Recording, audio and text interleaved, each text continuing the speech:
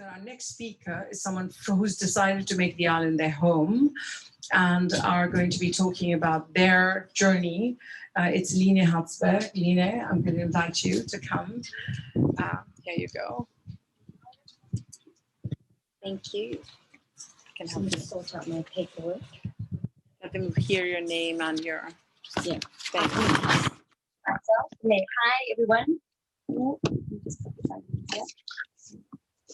My name is Line Hadsbjerg. I'm one of the founders of the Cleanwave Foundation. And like Kavita said, it's I think this talk is very well timed, speaking after Javier from EcoAlt.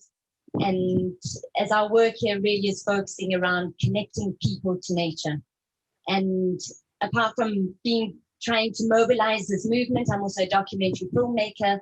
And to start this talk, I'd like to share with you just a 2-minute trailer of a film I produced called Out of Plastic, which was filmed here in the Balearics and tells a bit the story around plastics.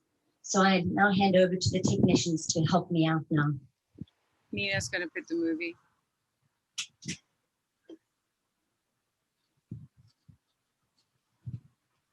Your audience is here. Look right. There's no sound. We don't have sound. Let's see.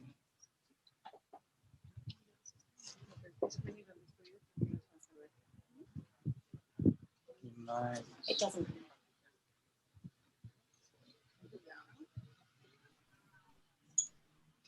Are we on mute? Are we on mute? No, we're not. Los mares Should we be on mute? There it is. diciendo, ¿no? Que el plancton tiene plástico, los microplásticos, que el año 2050 habrá más plástico que peces en el mar. Y nosotros vivimos del mar. Mallorca és una terra ferida i cercam els paradisos que hem perdut. En fi, hi ha moltes maneres que els plàstics acabin a la mar i després la mar respon amb tota una sèrie de mecanismes i els llavors planta damunt la costa com a recordatori de dir, mira, això és el que heu fet amb mi, aquí ho teniu. Interesting to me too that companies are willing to brand their products so that you can see who's responsible for the crappy single-use packaging that's polluting our planet. You see it when I was in Cabrera the other day, and the water in the Blue Cave, beautiful crystal clear water, and thousands and thousands of little tiny pieces of plastic glimmering in the light. Y en todas las muestras de agua, en todas salen microplásticos, que está disuelto en el mar, que está disuelto en los tejidos de los organismos marinos y que está entrando en nuestra dieta a partir de esos organismos marinos. Hem d'exigir cada vegada més que tothom ha de reciclar. Això ja no és una voluntat de si te fa gana, si pots, no, és una obligació. És una obligació perquè és responsabilitat de tothom. Yo creo que la clave de la sociedad actual es la colaboración. La economía circular funciona solamente si todas las partes del sistema poco a poco se van alineando en esa economía circular. Y si vas a la playa, volverte siempre con 1, 2, 3 trozos de plástico. Y con eso, si lo hiciéramos todos, poco a poco, mejoraría la situación. In an ideal world, I think you should come to a place and leave it the same way, the same pristine way you found it. And that's an effort of everybody. When all the fish in the ocean start eating plastic and dying, when you fish all the fish out of the ocean, like we're doing, what do you expect to happen? Because the minute that we have the majority of that younger generation thinking this is normal, game over. Absolutely. It's time to change. This is a real call for action.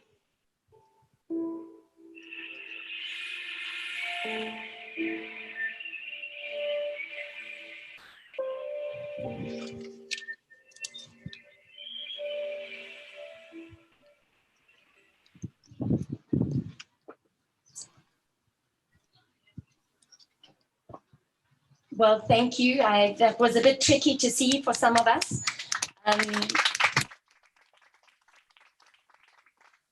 So just to give a bit of an introduction, I'm originally Danish, grew up in Kenya and South Africa, and have lived on the island of Mallorca for about 18 years.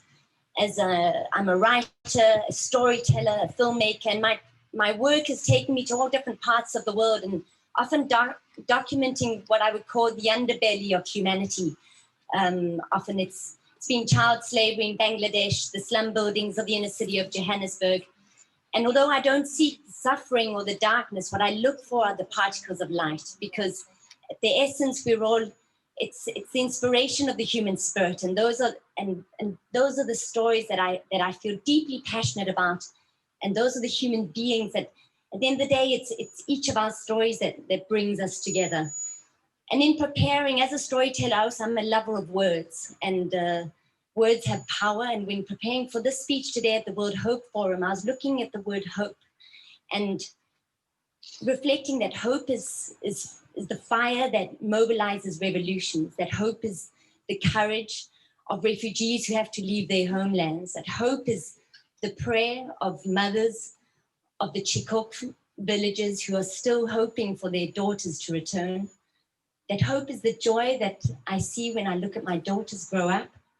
And hope is the motivator. It's what makes me get up in the mornings. It's what makes me mobilize what we're doing within this foundation as well here on these islands to try and preserve and restore.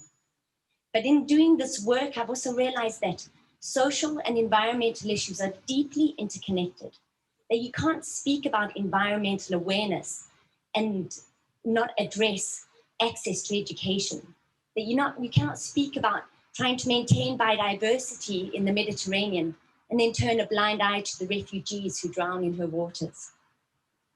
That you cannot address climate change without addressing equality, gender equality, understanding that when you're wanting to restore the natural world, you need to restore the voice of women within that process too. And so we often talk about saving the world, and I often think that I wonder whether as a species, whether we're really the right species to be doing the job. In the last 200 years, we've driven more creatures and living creatures to extinction than we have in the 200,000 years before that. And so Kavita spoke earlier about narratives, and we've created a narrative. It's quite a triangular formed narrative where you have man at the top, notice my choice of words, and often reinforced through religious doctrine, reinforced by capitalist ideologies. And within that, man has been given the sense of entitlement to resources and has given a sense to be able to dominate other creatures. You just need to look at the meat industry to fully understand what that looks like. But I believe there's another narrative out there, and one that's actually existed all the way along.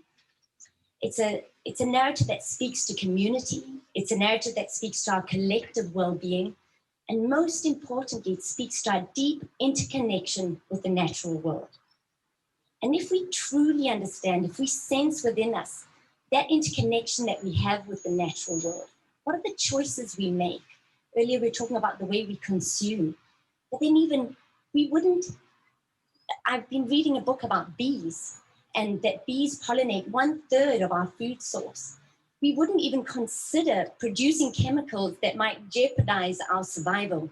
And in the same way, when you look at the oceans, why would we send out commercial fleets that just wipe out the ocean floor when we understand that we're meant to be part of this process of this whole planet that functions together?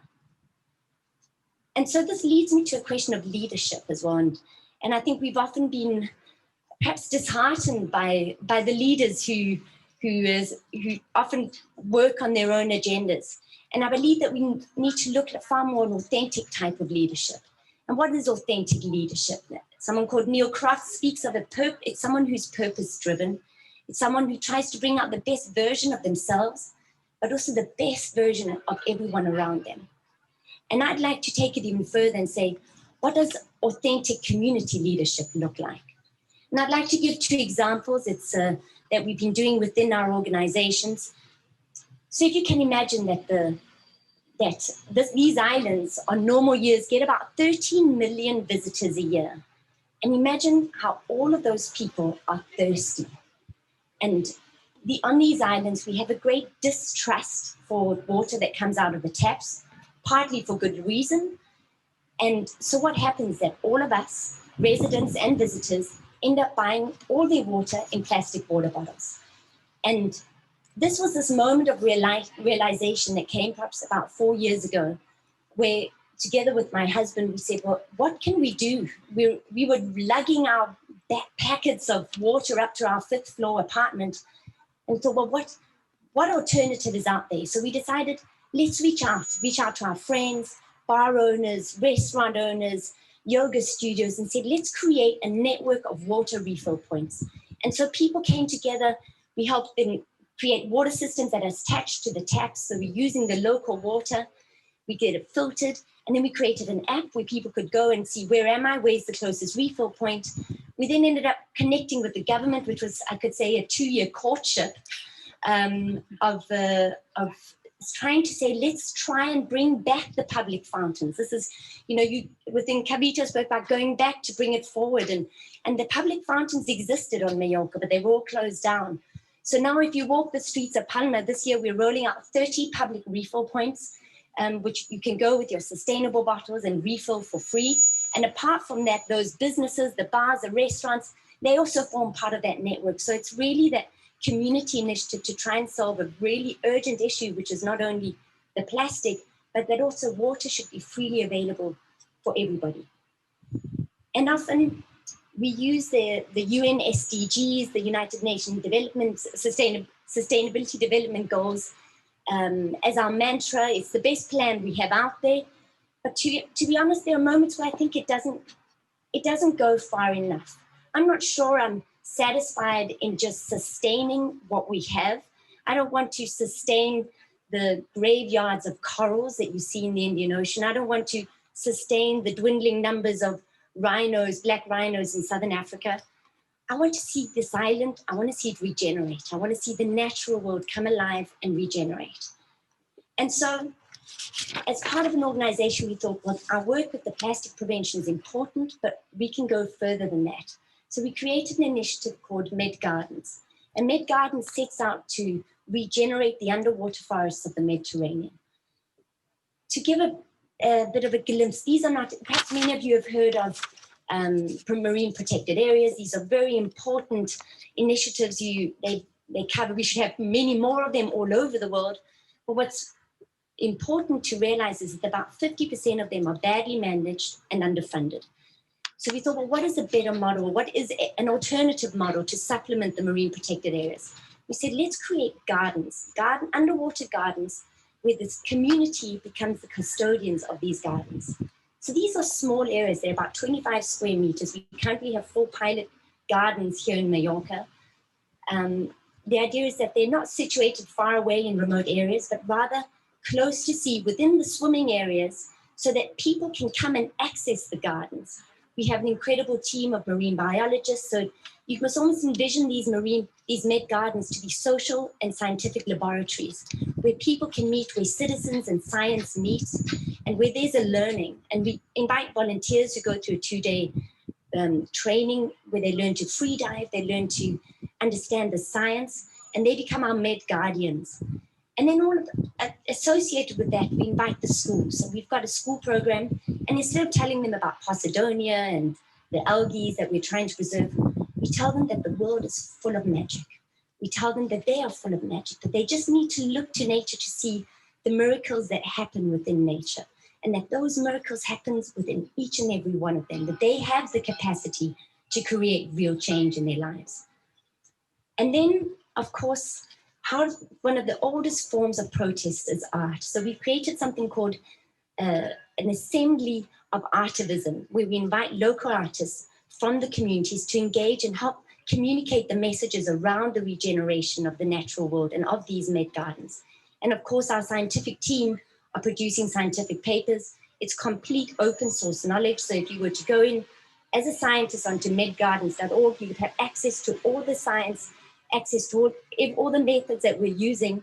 And our vision is to see that these pilots will then be scaled and taken into other parts of the Mediterranean.